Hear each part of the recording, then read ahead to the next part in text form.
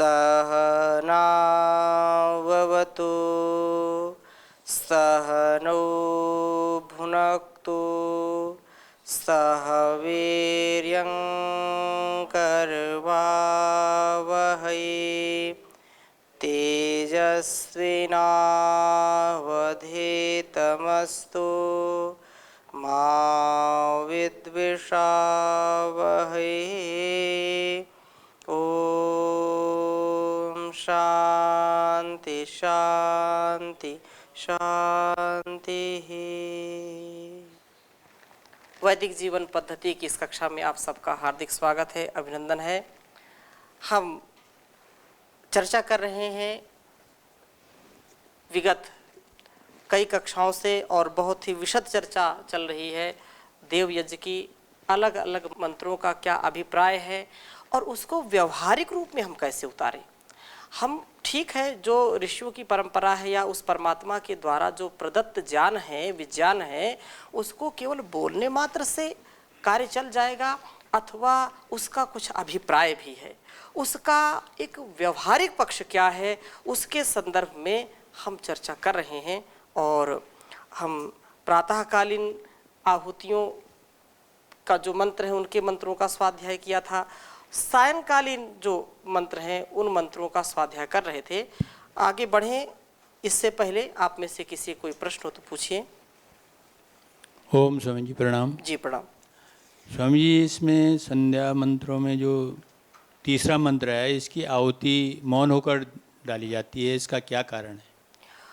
मौन होकर के डालते हैं क्योंकि वो हम जब प्रभात की आहुति डालते हैं तो उस समय, क्योंकि सायंकाल होता नहीं है, ये भी एक बात है। दूसरी बात ये है कि जब हम कार्य कर रहे होते हैं तो प्रतीक रूप में सारी बातें कह करके नहीं बोली जाती हैं। हम कुछ मौन रख करके भी ऐसे यज्ञी कर्म करें। और कई मंत्र ऐसे आते हैं जहाँ पर मौन रहने का विधान है कि उनको हम मौन होकर के ही उनकी आहुति दें। तो यहाँ पर भी जो प्रभातकालीन मंत्रों का उच्चारण करते हैं वहाँ तो बोलते ही बोलते हैं, लेकिन जब सायंकालीन मंत्रों का उच्चारण करते हैं तो वहाँ पर मौन हो जाते हैं, क्योंकि वहाँ पर सायं नहीं होती है, वहाँ तो प्रभात होता है, इसलिए वहाँ पर बोलने की आवश्यकता नहीं होती। लेकिन सायंकाल हम यज्ञ नहीं करेंगे ऐसी मन में जो धारणा है, अथवा नहीं भी करते, प्रभात में ही करते हैं, तो सायंकाल की आहुति हम प्रभात में डाल देते हैं, ऐसा समझना चाहिए। लेकिन स्वामी जी, एक ही मंत्र को मौन होकर बोलते हैं, मौन होकर आहुति डालते हैं, दूसरे मंत्रों को तो ठीक से बोल लेते हैं। और दूसरा एक जो प्रजापति की आहुति दी जाती है लास्ट में, उसमें भी यही बात है। हाँ, अभी प्रजापति की जी आगे आएगी। हाँ जी, चर्चा करेंगे आगे। लेकिन इन तीन मंत्रों में से एक ही मंत्र को मौन होकर हम बोलते हैं, डालते हैं आहुति। हाँ। बाकी मंत्र ठीक से बोल लेते हैं। हाँ, इसका कारण है और इसका कारण और आगे हम बोलेंगे जब प्रजापते स्वाहा उसमें उस प्रकरण में लेंगे।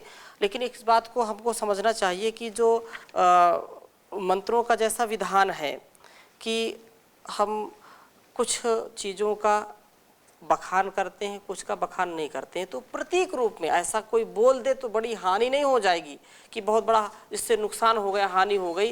लेकिन विधान है ऋषियों की कि इसको जो है मौन आहुति देते हैं। इसको ऐसे भी समझ लीजिए कि जब जैसे ओम अग्निर्ज्योतिर्ज्योतिरग्नि स्वाहा बोलते हैं तो प्रजापति के लिए भी बोलते हैं, तो दो मौन आहुतियों का इस प्रकार से संगति लगाएं कि यज्ञ में जितनी भी क्रियाएं की गई हैं उससे मन में विशेष रूप से चिंतन किया जाना चाहिए।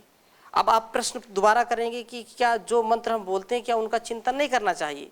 उनका भी करना चाहिए, लेकिन कुछ चीज़ें हमको जैसा हमारे बड़े कहते हैं उनको वैसा हमको करना चाहिए। मन और वाणी में श्रेष्ठ कौन है? मन जिसको नहीं सोचता उसे वाणी कहने में असमर्थ रहती है। मन जब नहीं विचार करेगा तो उसको बोल नहीं सकते हैं। अतः मन ही वाणी से जो है श्रेष्ठ है, कहने में असमर्थ रहती है ये वाणी। मन ही वाणी की श्रेष्ठता मन से ही है, मन विचार करेगा तो वाणी बोलेगी। प्रजापति परमात्मा ने उपासना कार्य में वाणी से अधिक मन का सामर्थ्य हमको दिया है और मन ही सामर्थ्यशाली है। अतः यज्ञ आदि कार्य में जो बाह्य क्रियाओं के साथ मन का भी आवश्यक योग होता है और मन हम नियंत्रण करेंगे तो अपने आप वाणी का नियंत्रण हो जाता है। ऐसा अलग अलग दृष्टि से लोग बोलते हैं। तो कुल मिलाकर के हमको मन की एकाग्रता को भी रखने के लिए तथा इस संदर्भ में हम और जागरूक हों उसके लिए भी मौन आहुति देते हैं। जी, और वो भी बात सही है। हाँ, मन, क्योंकि वाणी से मन है ना, क्योंकि एक बात आती है कि जो ध्यान है वो क्या है, तो ध्यानम निर्विषयम मनः, ऐसा कहा। ध्यान क्या है कि जब मन में कोई विषय नहीं आता तो वहाँ पर ध्यान होता है। परमात्मा की अनुभूति का सबसे बड़ा साधन क्या है? ध्यान है। उसको आंखें देख नहीं सकती, कान सुन नहीं सकते, वाणी उसको बोल नहीं सकती। यद वाचा न अभ्युतम येन वाग अभ्युद्यते तदेव ब्रह्म त्वं विद्धि नेदम यदिदम उपास्ते। यन मनसा न मनुते ये नाहुर मनोमतम तदेव ब्रह्म त्वं विद्धि नेदम यदिदम उपासते। यद वाचा न अभ्युतम, यद वाचा न अभ्युतम येन वाग अभ्युद्यते। वाणी जिसको बोलने में समर्थ नहीं होती, बल्कि जिसकी कृपा दृष्टि से वाणी में बोलने का सामर्थ्य आता है, वो ब्रह्म है। तो ब्रह्म की शक्ति को समझने के लिए हमको मौन और एकाग्र रहना पड़ता है। इन इंद्रियों से उसको पा नहीं सकते, उसकी महिमा हम गा नहीं सकते वाणी से। इसलिए ऐसी बात, ऐसे प्रतीक रूप में इसको समझना चाहिए। जी, और कोई कुछ पूछ रहे थे? उसमें ये निर्वचनीय है वाणी। हाँ, ये जी, हाँ, नहीं, ये प्रश्न फिर ये दूसरा उठेगा ना, इसलिए हम कह रहे हैं। प्रश्न ये उठेगा कि इतनी महिमा आपने गाई, इतने वेद मंत्र गाए, तो फिर सारे वेद मंत्र गाने की क्या जरूरत थी? मौन रहते और मौन मौन गा लेते। तो वो भी बात ठीक नहीं है। हम जागरूक भी रहें और बीच बीच मौन भी रहें। नेति नेति तो है ही है, नेति नेति तो निश्चित रूप से है ही है कि हम कितनी भी महिमा उसकी गाएं, उसका बखान नहीं कर सकते हैं। ठीक है, तो ये बात यहाँ पर कही। और उस परमात्मा का जो गुणगान गाएगा तो निश्चित रूप से वाणी धीरे धीरे सक्षम हो ही जाएगी। तो हम चर्चा कर रहे थे, ओम अग्निर्ज्योतिर ज्योतिरग्नि स्वाहा, अग्निर्वर्चो ज्योतिर्वर्चा स्वाहा, अग्निर्ज्योतिर ज्योतिरग्नि स्वाहा। इस मंत्र जो के माध्यम से 4 मंत्रों के द्वारा आहुति दे रहे हैं और 3 मंत्रों की हमने व्याख्या थोड़ी सी की थी। पुनः अवलोकन इसका करेंगे कि अग्निर्ज्योतिर ज्योतिरग्नि, हे जो परमेश्वर ज्योति स्वरूप है, उसकी आज्ञा में हम परोपकार के लिए होम करते हैं। परोपकार के लिए करेंगे और वायु वृष्टि की शुद्धि और सब संसार के लोग सुखी हो, पुरुषार्थी हो, इसके लिए हम आहुति देते हैं। दूसरा, ओम अग्निर्वर्चो ज्योतिर्वर्चा स्वाहा, वह ईश्वर सब विद्याओं का प्रकाशक है तथा यह भौतिक अग्नि आरोग्य और बुद्धि को बढ़ाने वाली है। ईश्वर का क्या है? वो सब सत्य विद्याओं का प्रकाशक है। प्रकाश ना करे विद्याओं का तो कैसे हमारा जीवन चलेगा? संसार में मनुष्य ही ऐसा श्रेष्ठ प्राणी है जो अपने जीवन को श्रेष्ठतम बना सकता है। अन्य, लेकिन कारण ये कि सबसे ज्यादा ये खुराफात भी करता है, सबसे श्रेष्ठ भी है, लेकिन सबसे निकृष्ट कार्य भी यही करता है। जो एंट से लेकर के एलिफेंट तक, हाथी मतलब चींटी से हाथी तक का जो परमात्मा ने कार्य सुनिश्चित किया है वो वैसा करेंगे। वो कभी खुराफात नहीं करते, कभी भी द्वेष दंगा करते हैं क्या? कभी भी छीना झपटी करते हैं क्या? ठीक है, वो अपने झुंड में कर सकते हैं, लेकिन मनुष्य को आकर के कभी ऐसे जबरदस्ती मारते हैं क्या? नहीं मारते। चाहे बंदर हो, चाहे भालू हो, वो अपने अपने सीमा में हैं। लेकिन ये चलते फिरते हाथ में पत्थर आए, ईंट पत्थर, या यदि बंदूक है या रिवॉल्वर है तो अनावश्यक प्रयोग करेगा। वो लोग क्या करें? निशानेबाजी कर रहे थे। निरीह पशुओं की भी हत्या करने में इसको कोई संकोच नहीं लगता, मनोरंजन का साधन बनाता है।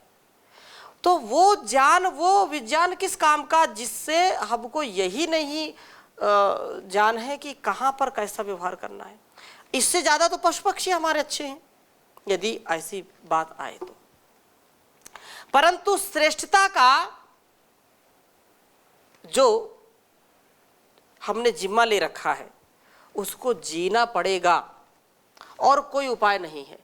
जी करके हमको ये मिसाल कायम करनी पड़ेगी कि नहीं, मनुष्य श्रेष्ठ है, क्योंकि उसका विज्ञान, उसकी बुद्धि, उसका मस्तिष्क सबसे ज़्यादा शक्तिशाली है, अन्य का नहीं है।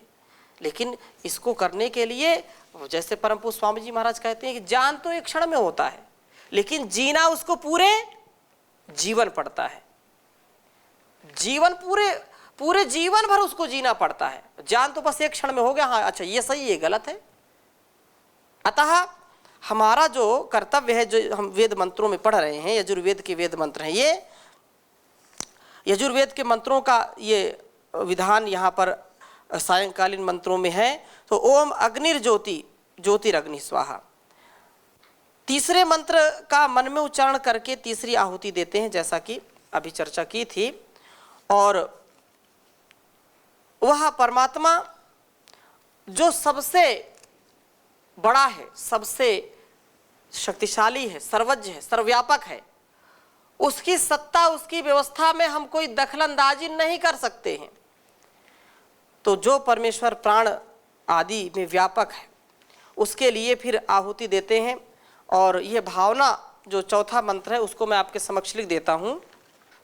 चौथे मंत्र में कहा ओम सजुर्देवेन सवित्रा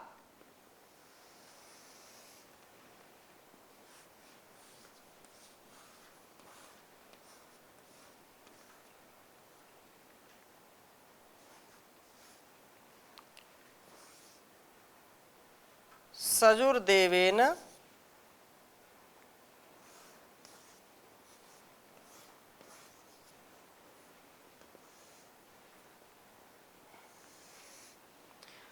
सवित्रा,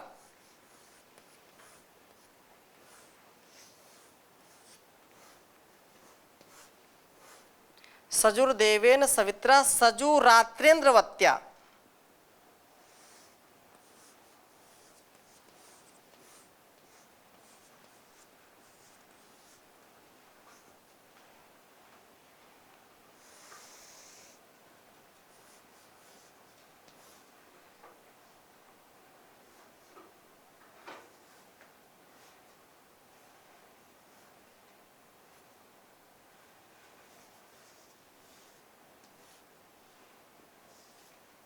रात्येन्द्र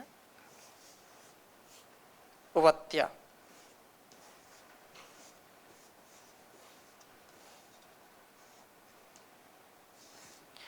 जुषाणो अग्निर्वेतु स्वाहा।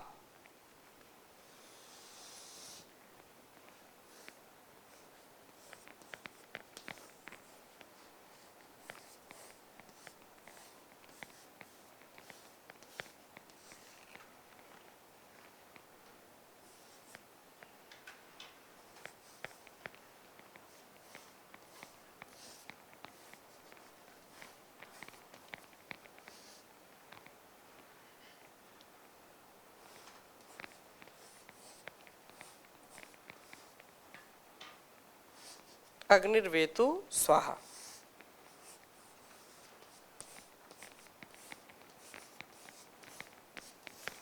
उच्चारण करेंगे ओम सजुर्देवेन सवित्रा सजुरात्रेन्द्रवत्या जुषाणो अग्निर्वेतु स्वाहा। भावार्थ इस प्रकार से है इस मंत्र का कि वह परमपिता परमेश्वर जो हम सब का प्रकाशक है और सजुर देवेन है, बना हुआ है, अर्थात सर्व प्रकाशक ईश्वर जो अंतर्यामी है, जो प्रभु जगत को उत्पन्न करके धारण किया हुआ है, जो सूर्य को प्रकाश देने वाला है, अर्थात उसको प्रकाशित करने वाला है। प्रातः काल में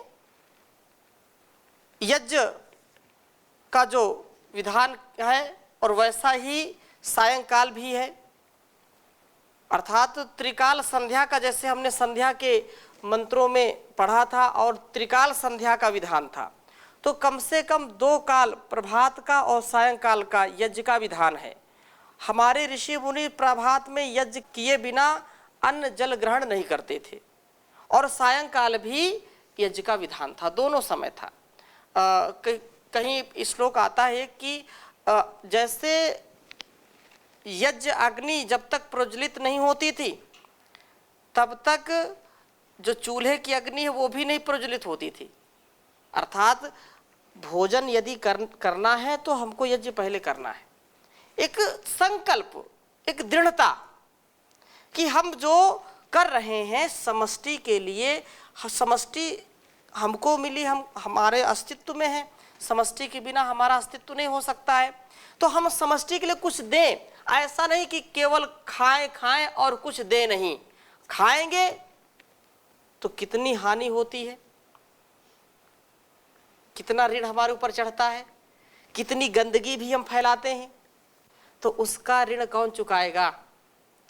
जो हम खा रहे हैं, जो ले रहे हैं, उसको कम से कम कुछ तो उसका आउटपुट दें, कुछ तो उसका फल हम दें इस संसार में। तो ये बात कही कि जो है वह परमात्मा जो प्रकाशक है, सबका प्रकाश देने वाला है। सजुर्देवेन सवित्रा, परमेश्वर जो प्राण आदि में व्यापक, वायु और अग्नि के साथ पूर्ण, सब पर प्रीति करने वाला और सबके अंग अंग में व्याप्त है, कण कण में जो समाया है, वह अग्नि रूप परमेश्वर हमें प्राप्त हो, जिसके लिए हम होम करते हैं। जुषाणो अग्निर्वेतु, वह परमात्मा हम सबका रक्षक है और हमारी प्रत्येक प्रार्थना को सुनने वाला है। अतः हे परमात्मा, आप कण कण में व्याप्त हैं, तो हमारे लिए भी यह जो दिव्यता का आधान है वह दिव्यता का आधान हो पाए, हमारा जीवन भी प्रकाशिक हो, अंग प्रत्यंग में ऊर्जा और उत्साह का संचार हो जाए, ऐसा। और मुझको कुछ नहीं चाहिए, वह ईश्वर की भक्ति यदि हमने पाली तो सब कुछ मिल जाएगा, सब कुछ मिल जाएगा। और बहुत सुंदर बात कही है, किसी भक्त ने, प्रकाश जी ने लिखा, न मैं धाम धरती, न मैं धाम धरती ना धन चाहता हूँ, न मैं धाम धरती ना धन चाहता हूँ, कृपा का तेरी एक कण चाहता हूँ, न मैं धाम धरती। रटे नाम तेरा वह चाहूँ मैं रसना, रटे नाम तेरा चाहूँ मैं रसना, सुने यश ये तेरा, सुने यश ये तेरा वे श्रवण चाहता हूँ, न मैं धाम धरती ना धन चाहता हूँ, कृपा का तेरी एक कण चाहता हूँ। विमल जान धारा से हो मस्तिष्क उर्वर, विमल जान धारा से मस्तिष्क उर्वर, वह श्रद्धा से भरपूर मन चाहता हूँ, श्रद्धा से भरपूर मन चाहता हूँ, न मैं धाम धरती ना धन चाहता हूँ, करें दिव्य दर्शन तेरा जो निरंतर, करें दिव्य दर्शन तेरा जो निरंतर, अंतर वही भाग्यशाली, वही भाग्यशाली। नयन चाहता हूँ न मैं धाम धरती नाम, धन चाहता हूँ। नहीं चाहना है मुझे स्वर्ग छवि की, नहीं चाहना है मुझे स्वर्ग छवि की। मैं केवल तुम्हें प्राण धन चाहता हूँ, मैं केवल तुम्हें प्राण धन चाहता हूँ। कृपा का मैं तेरी एक कण चाहता हूँ। प्रकाशात्मा में अलौकिक तेरे हो, प्रकाशात्मा में अलौकिक तेरी ही परम ज्योति प्रत्येक क्षण चाहता हूँ। प्रत्येक ज्योति परम ज्योति प्रत्येक क्षण चाहता हूँ। कृपा का मैं तेरी एक कण चाहता हूँ। न मैं धाम धरती ना धन चाहता हूँ। तो परमात्मा का गुणगान हम करें तो अपने आप सारी चीज़ें बनती चली जाएंगी, बनती चले जाएंगी, कोई बात बिगड़ेगी नहीं। और एक बात हमको हमेशा याद रखनी चाहिए कि जहाँ तक हो सके बनते जाए, बिगड़ते न जाएं। एक एक क्षण क्षण का हम प्रयोग करें तो हम विद्वान बन जाते हैं, और कण कण का प्रयोग करेंगे तो धनवान बन जाते हैं। तो क्षण क्षण कण कण हम जोड़ते चले जाएं तो ना बाहर की कंगाली रहेगी ना अंदर की कंगाली रहेगी। हम जब उस ईश्वर के नाम की माला जपेंगे तो माला माल हो जाएंगे।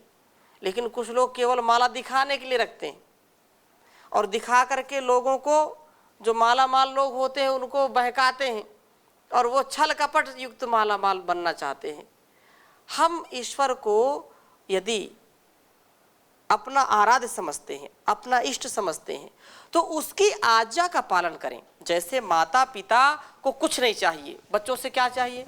वो तो सदा इतना खुद वो अपने बच्चों को पूरे जीवन भर कमा करके उसकी सुख समृद्धि का जो है बंदोबस्त करके जाते, व्यवस्था करके जाते हैं। चाहे कोई समर्थ गुरु हो, परम पूज्य स्वामी जी महाराज क्या चाहते हैं? हजारों शिष्य हैं, लेकिन वो नहीं चाहते हैं कि हमारे शिष्यों को कोई बाधा हो। ऐसे ही वह परम पिता परमेश्वर जब हमको बताता है, समझाता है, वो तो सबसे बड़ा पिता है ना, पिताओं का भी पिता है, वो बाप का भी बाप है, बोले तुम्हारे बाप के बाप है। तो वो सबसे बड़ा, राजस्थान में बाप बोलते हैं, बाप बोलते हैं, बाप जी, बाप जी बोलते हैं। जो बड़े होते हैं उनको एक सम्मान देने की दृष्टि से, हो सकता है कहीं किसी किसी क्षेत्र में बोलते हो, तो वो सबसे बड़ा बाप है। परमात्मा सब पिताओं का भी पिता, इसलिए उसको परम पिता कहते हैं। तो उसकी आज्ञा का पालन करेंगे तो अपने आप हम धन धान्य से परिपूर्ण हो जाएंगे, कोई अभाव नहीं होगा, उसी का प्रभाव ही प्रभाव होगा। तो निश्चित रूप से हमारा जीवन कल्याणमय बनेगा। तो ऐसी भावना से हम सतत इसका स्वाध्याय कर रहे हैं। आगे के क्रम में ये जो मंत्र है, इस प्रकार से प्रभात काल और सायंकाल दोनों काल के यज्ञ मंत्रों का जो विनियोग है उसको हमने पढ़ा समझा। अब प्रभात काल के यज्ञ में और सायंकाल के यज्ञ में, दोनों काल के यज्ञों में जो मंत्रों हम प्रयोग करते हैं, जिन मंत्रों का उच्चारण किया जाता है, उनको आपके समक्ष रखेंगे। अतः इन मंत्रों को ऋषि ने ऐसे ही नहीं नियोजित कर दिया है कि इन मंत्रों से आपको आहुति देनी है। भाई कोई भी मंत्र लेकर के आहुति दे सकते थे ना, लेकिन इन मंत्रों का विशेष अभिप्राय है। इनका एक एक शब्द व्यवहारिक है, और व्यवहार में उतार करके ही हम अपने जीवन को अच्छा बना सकते हैं। साधना अच्छी चलेगी जब साधक अपने आप को जान के कसौटी पर कस करके रखेगा। जान की कसौटी यदि हमने अर्पित कर ली, समर्पित कर ली, अर्थात उस परमात्मा के खरे कसौटी में हम खरे उतर गए, तो जीवन भर हमारा जो दुख है, कष्ट है, वो दूर हो जाएगा, सारे कष्ट नष्ट हो जाएंगे। स्मरण रखना चाहिए हमको कि ये आए चाहे ना आए, मंत्र अपने आप धीरे धीरे आने लगेंगे, वो अपना अर्थ भी प्रकट करने लगेंगे, लेकिन श्रद्धा होनी चाहिए। श्रद्धा मान लभते जानम, श्रद्धा भगस्य मूर्धनि, वचसा वेदयामसि। तो अपने जीवन का जो लक्ष्य है निश्चित रूप से श्रद्धा के से युक्त होना चाहिए।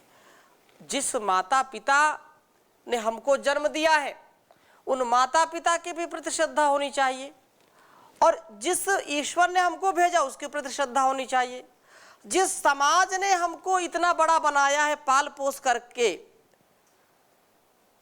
समाज से ही तो हमारा शरीर है, माता पिता तो मूल में है ही हैं, लेकिन माता पिता ने जो भी खाया पिया, जो भी संसार से लिया, वो भी तो समाज का दिया हुआ है ना।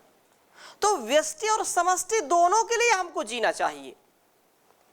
हम यज्ञ करें, लेकिन व्यष्टि और समष्टि को ध्यान में रखते कि हमारा व्यक्तिगत इससे क्या उत्थान होगा, और इसको हम करके सामाजिक उत्थान क्या करेंगे, समाज में कैसे अपना योगदान करेंगे।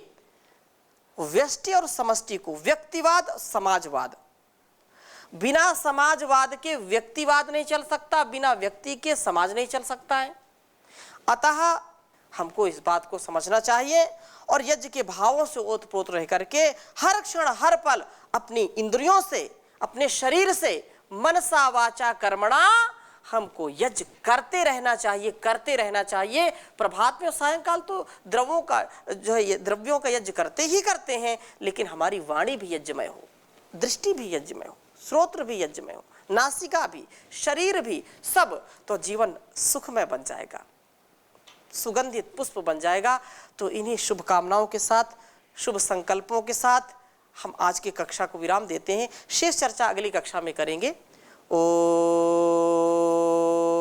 शांति शांति शांति।